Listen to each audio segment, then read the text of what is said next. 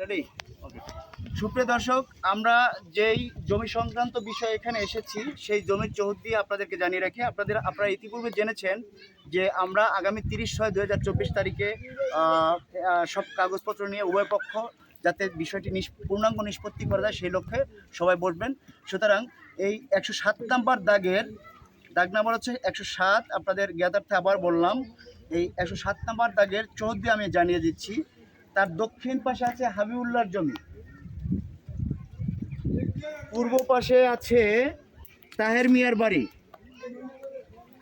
এবং উত্তর পাশে এই যে ডোবা দেখতেছেন এটাও হাবিবুল্লাহ সাহেবের জমি এবং তারপরে হচ্ছে রাস্তা গুরান, এই যে জমি তারপরে হচ্ছে রাস্তা নেন পুরো এই লোকজন সহ নেন।